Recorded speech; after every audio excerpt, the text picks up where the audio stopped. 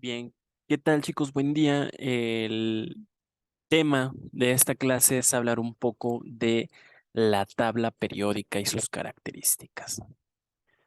Bien, el acomodo de los elementos en la tabla periódica pues no es azaroso.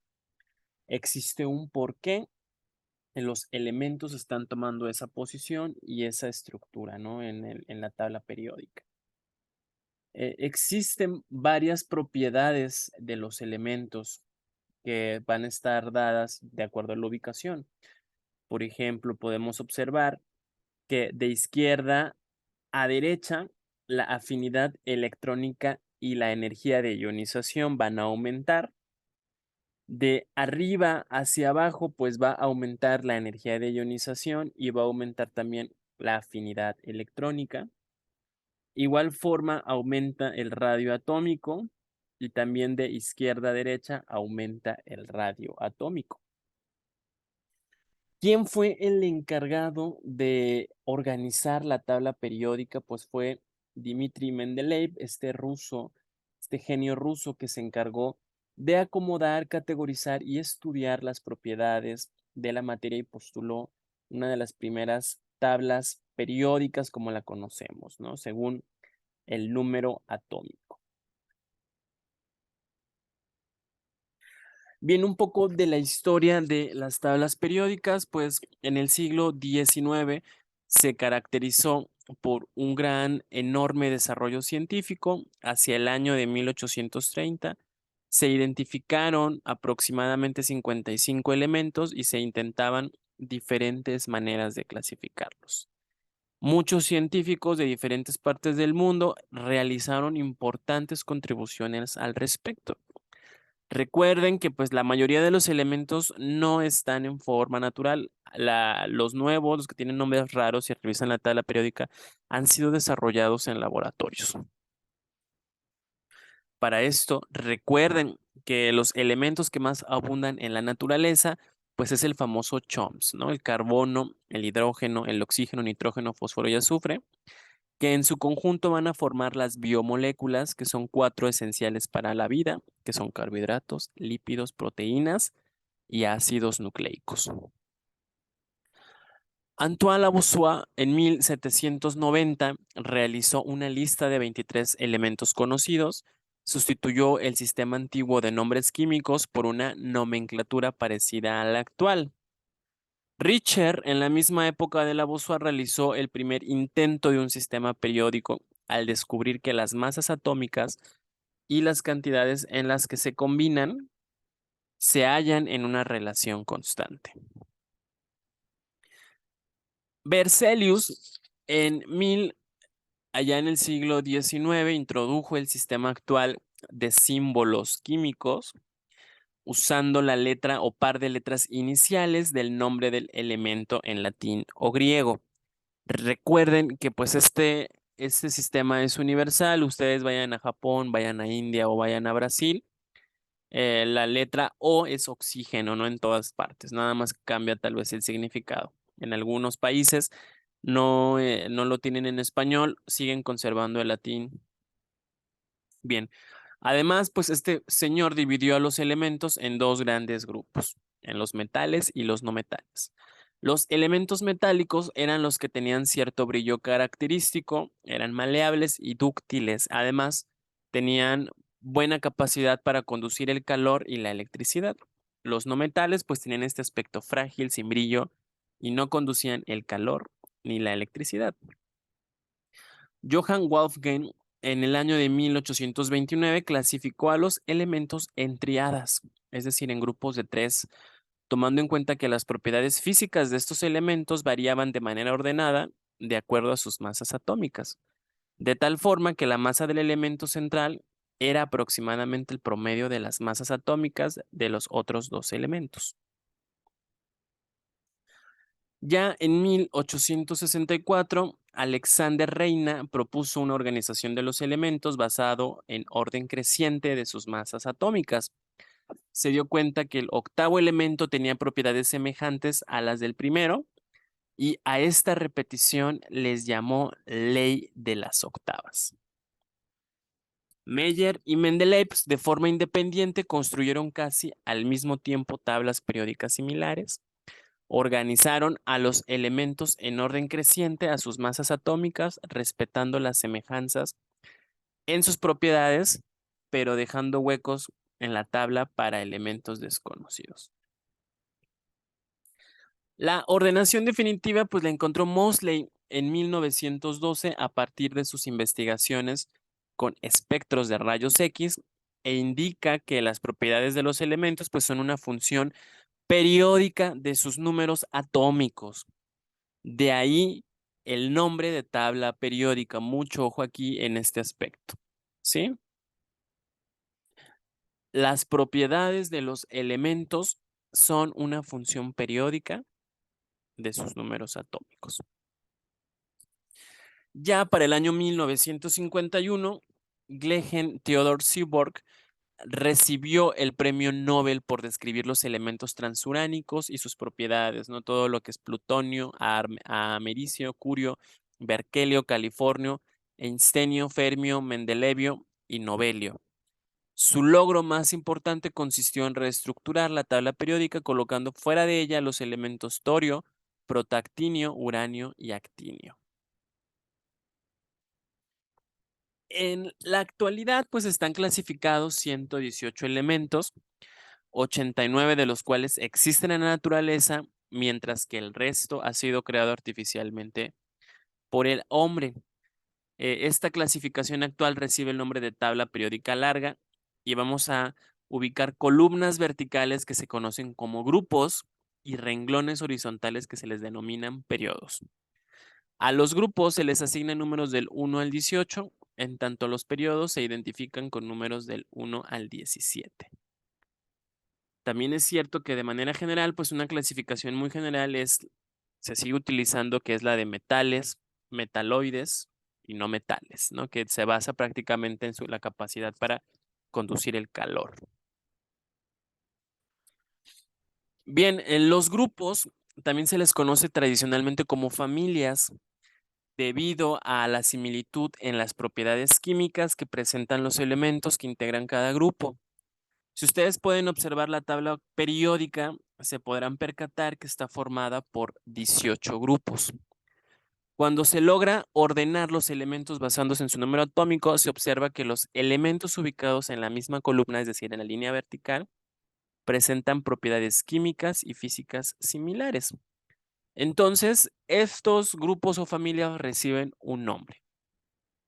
¿Sí? Tenemos el grupo 1, que son los metales alcalinos, el 2, que son los metales alcalinotérreos, del 3 al 12, que son los metales de transición, el 13, que son los térreos o del boro, el 14, que son los carbonoideos o del carbono, el 15, que son nitrogenoideos o del nitrógeno, el 16, que son los calcógenos o del oxígeno, el 17, que están los halógenos, y en el 18 que vamos a encontrar los gases nobles.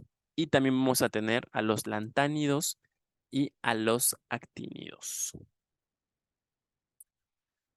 El hecho de conocer la tabla periódica pues nos permite predecir las propiedades de los elementos y sus compuestos, como la valencia, compuestos que forman propiedades de estos compuestos, el carácter del átomo y muchas cosas más. Bueno, lo anterior permite que algunos grupos de elementos pues reciban estos nombres específicos que acabamos de mencionar. A las familias que van a integrar los grupos 1, 2 y del 13 al 18 también se les conoce como elementos representativos. Una característica es que de todos ellos terminan su configuración en el subnivel S o en el subnivel. A las familias que integran los grupos 1, 2 y del 13 al 18, perdón, se repitió este párrafo, es lo mismo que puse en el anterior. Bueno, los elementos que forman parte de los grupos del 3 al 12 no cumplen con las características de los grupos representativos y su localización en la tabla se hace con base en el número de electrones que el elemento posee en el último subnivel de su configuración, el cual puede ser D o F. Tenemos a los periodos, ¿no? Que son aquellos elementos que se lo van a localizar de forma horizontal o en renglones. En total, pues la tabla periódica está dividida en 7 periodos. Para todos los elementos de la tabla periódica, pues el número del periodo contando de arriba hacia abajo, en el cual se encuentran localizados, es igual a su nivel de valencia o bien indica el total de niveles de energía del átomo. Tenemos los bloques. Sí, la actual tabla periódica no solamente se ha organizado en función del número atómico, sino que también considera para su construcción la configuración electrónica de cada uno de los elementos. Los bloques en la tabla periódica se han designado con base al subnivel de energía en que termina la configuración electrónica de los elementos que los conforman, de tal manera que resultan 4 bloques, uno para cada subnivel de energía, que son los llamados bloque S, bloque P, el bloque D y el bloque F. Empleando como criterio ordenador la configuración electrónica y observando las 4 clases o bloques de elementos, que pueden ser S, P, D o F, se van a poder reconocer 4 tipos fundamentales de elementos. Tenemos los gases nobles que tienen la capa de valencia, es decir, la última capa de electrones llena. Los elementos representativos que en su capa de valencia los electrones ocupan los orbitales S y P. Y bueno, la configuración respectiva de la capa de valencia es la que podemos observar ahí en el texto. Y estas van a corresponder a los grupos 1, 2 y del 13 al 18. Tenemos los elementos de transición, que en estos elementos pues el orbital D está incompleto, pudiendo tener de 1 a 10 electrones. El orbital S del siguiente nivel energético tendrá 2 electrones. Y los elementos de transición interna que tienen incompletos los niveles penúltimo y antepenúltimo. En el nivel antepenúltimo está incompleto el orbital F, que puede tener de 1 a 14 electrones. ¿Cuáles son las principales familias de los elementos? Pero bueno, vamos a iniciar con esta clasificación, que es la más famosa, ¿no? En metales, no metales y metaloides. Y es que la principal fuente de metales, pues es el subsuelo, y después de que se extraen de los minerales, se utilizan para elaborar múltiples objetos. En nuestro organismo, pues son necesarias cantidades minúsculas de metales para su buen funcionamiento. Por ejemplo, la hemoglobina es la proteína que se va a encargar de transportar el oxígeno a todo el cuerpo y también el desecho, que es el dióxido de carbono. Contiene un átomo de hierro en su parte central al que se une el oxígeno para ser transportado. La falta de hierro pues provoca un estado de debilidad que se llama anemia. Esa es una clasificación muy general, se sigue utilizando en la actualidad para que pues lo tengan siempre presente, ¿no? Entre metal, metaloide y no metal. ¿Cuál es la diferencia? Que los metales son excelentes conductores de electricidad. Los metaloides están en una transición, no son súper bien, no son súper buenos, pero están ahí y lo pueden hacer de manera básica. Y los no metales que definitivamente no conducen la energía con tanta eficiencia. ¿Cuáles son estas características de estos grupos, ¿no? De generales. Pues bueno, los no metales son opacos, algunos son sólidos, otros gaseosos. El único líquido es el bromo a temperatura ambiente. Son menos densos que el agua, no son dúctiles, no son maleables, no son buenos conductores de la electricidad. Sus átomos contienen 5, 6 o 7 electrones de valencia. Al combinarse con el oxígeno forman óxidos ácidos y sus átomos al combinarse pues van a ganar electrones convirtiéndose en iones negativos o aniones. Los metales también presentan brillo metálico. Permítanme tantito, ¿eh?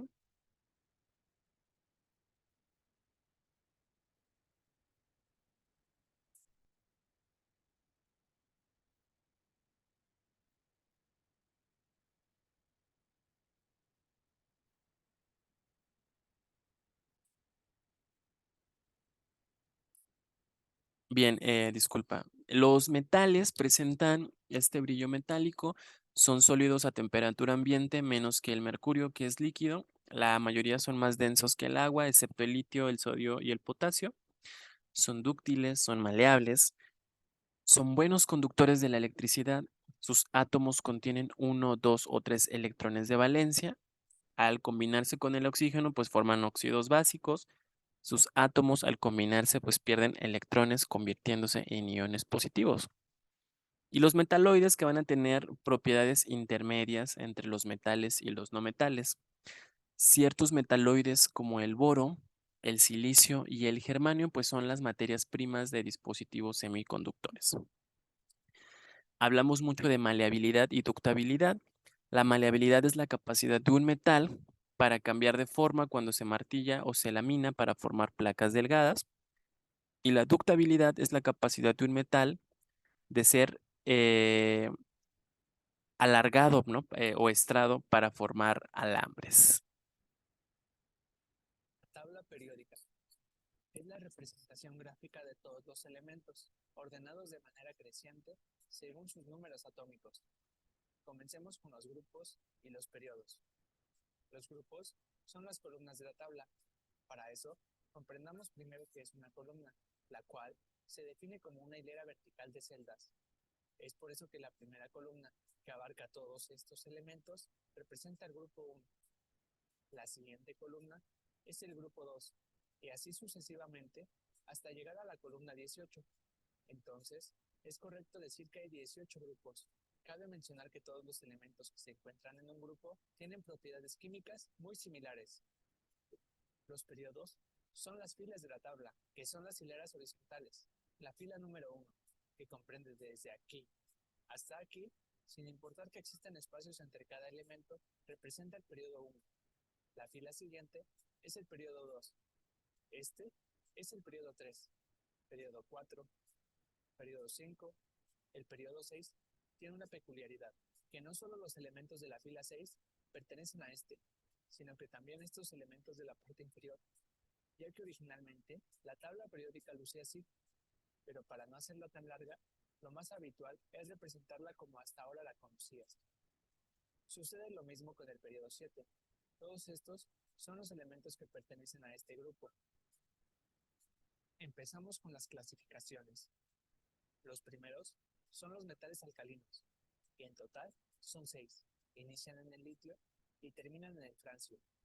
Estos son metales brillantes, blandos y altamente reactivos a temperatura y presión estándar.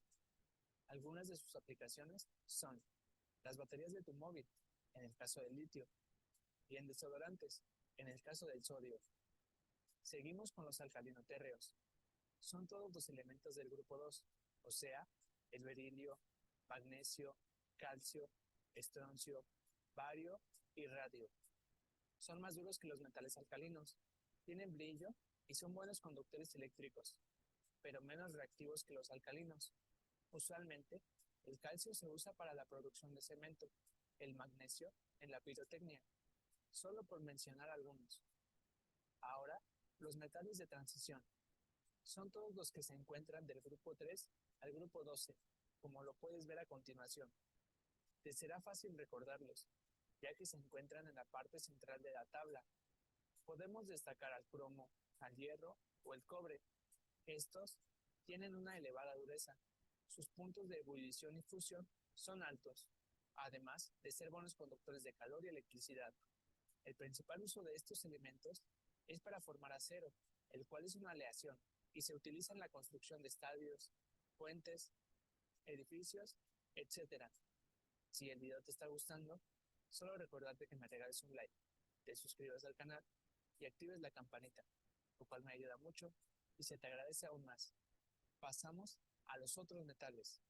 Son los elementos que forman esta especie de escalera, entre los que se encuentran el aluminio, el estaño o el plomo, elementos que seguramente ya habías escuchado.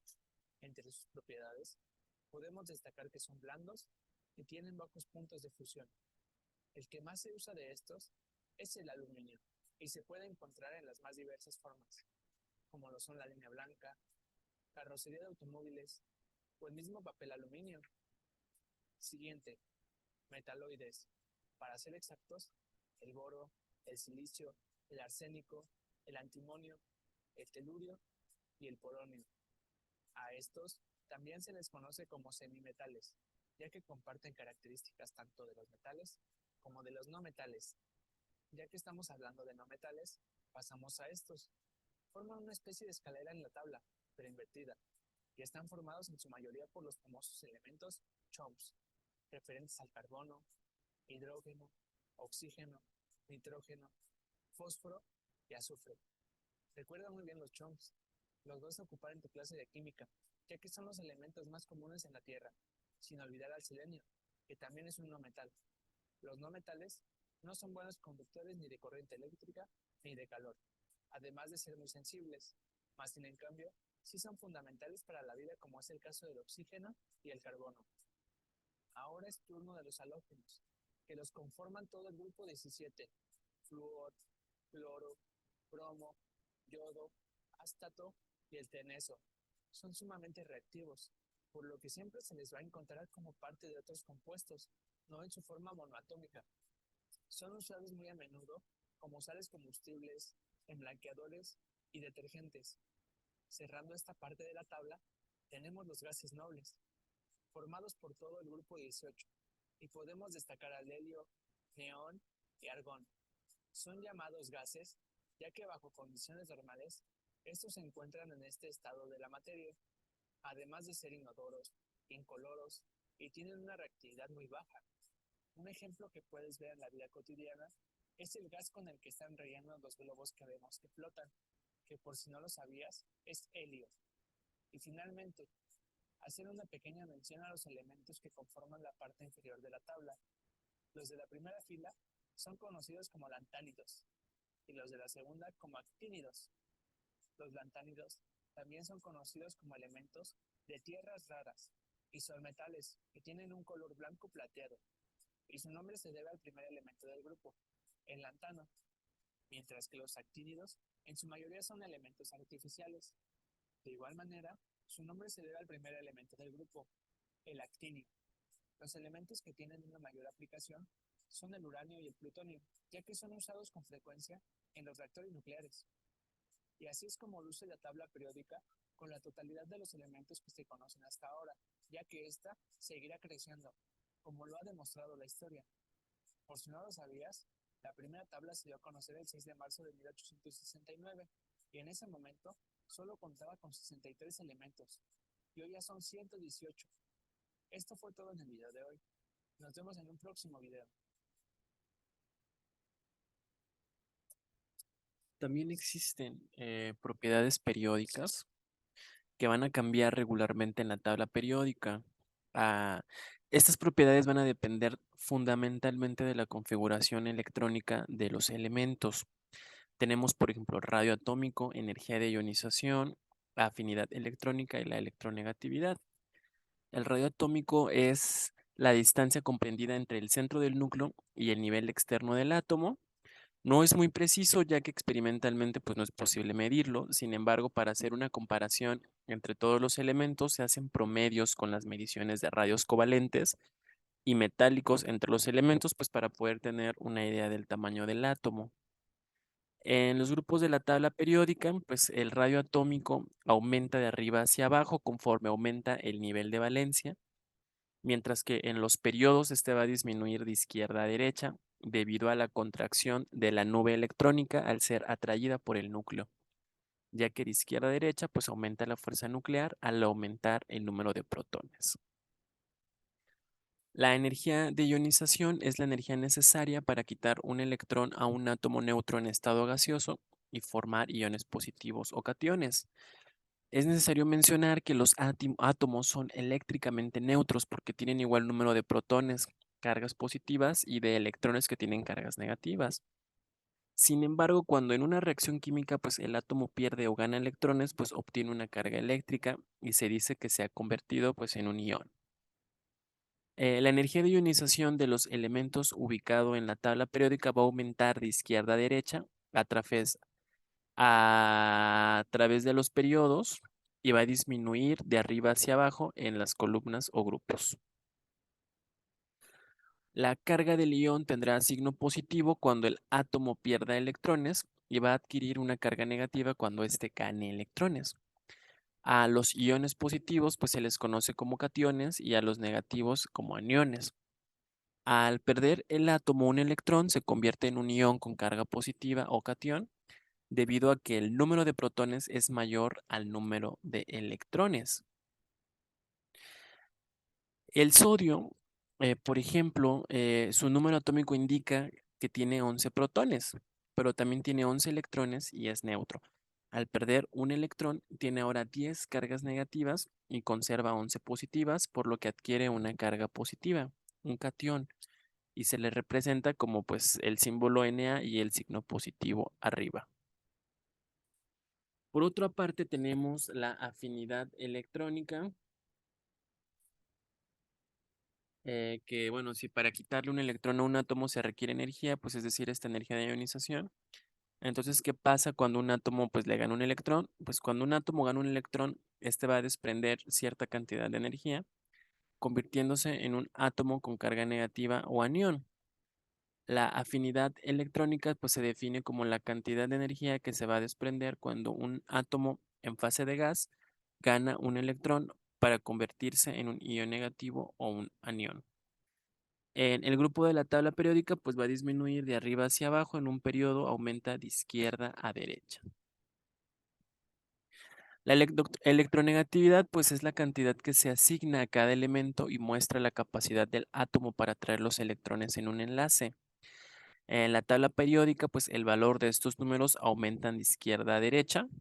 Los halógenos, es decir, los del grupo 17, son los elementos más electronegativos y de ellos, el que posee más electronegatividad es el flúor y se le asigna el número 4. Los menos electronegativos, pues son los metales alcalinos y de ello el francio va a poseer el valor más bajo. En la tabla periódica, pues la electronegatividad va a variar de la misma forma que el potencial de ionización y la afinidad electrónica. Las tres van a aumentar de izquierda a derecha en los periodos y van a disminuir de arriba hacia abajo en los grupos. El tamaño atómico pues tiene comportamiento inverso, aumenta de arriba hacia abajo en los grupos y disminuye de izquierda a derecha en los periodos. La tabla periódica de los elementos. La tabla periódica es la herramienta más poderosa de la que disponen los científicos para organizar la información sobre los elementos. Se puede utilizar para obtener relaciones entre las propiedades de los elementos o pronosticar propiedades de elementos nuevos todavía no descubiertos o sintetizados, lo que la vuelve invaluable. Sabiendo dónde se ubica un elemento, se puede suponer qué propiedades químicas posee. Cada elemento está representado en ella con un símbolo químico de una o dos letras que abrevian su nombre. Por encima del símbolo químico se encuentra el número atómico del elemento y debajo su nombre completo, su masa atómica. La mayoría de los elementos son metales, son normalmente brillantes y buenos conductores eléctricos y se ubican a la mitad y hacia la izquierda de la tabla. Los no metales están en la parte superior derecha, salvo el hidrógeno, que está al principio de la tabla. Los no metales no son brillantes ni buenos conductores del calor o de la electricidad. La mayoría de los no metales son gases incoloros o de colores. Pueden formar enlaces covalentes con otros elementos no metálicos. Los metales y los no metales están divididos por una línea en forma de escalera. A cada lado de la línea se ubican los metaloides, que poseen propiedades intermedias de metales y no metales. Los átomos están ordenados de forma creciente del número atómico cuando leen la tabla de izquierda a derecha y de arriba hacia abajo. Cada elemento posee un único número atómico que representa la cantidad de protones presente en el átomo. Los elementos están organizados en filas y columnas porque de esta manera se observa una repetición de ciertas características. Por ejemplo, cada cierto lapso aparece un elemento que reacciona violentamente con el agua y junto a él está sumerge. Esta es la ley periódica y es la base para la organización en columnas. Cada columna se denomina grupo o familia y sus miembros poseen propiedades químicas similares. Ahora sabemos que las propiedades químicas dependen profundamente de las interacciones de los electrones, que están ubicados en los niveles más externos. Las similitudes dentro de los grupos se deben entonces a que poseen configuraciones electrónicas similares, particularmente la misma valencia, entendida como el número de electrones en la última etapa. Existe 7 filas denominadas periodos. Cada fila corresponde a un diferente nivel de energía ocupado por los electrones. Los dos grupos de la izquierda son los metales alcalinos y alcalinoterrios. En estos grupos, las órbitas S en la capa más externa del átomo están completas. En la derecha hay un bloque de 6 columnas que poseen las órbitas P más externas completas.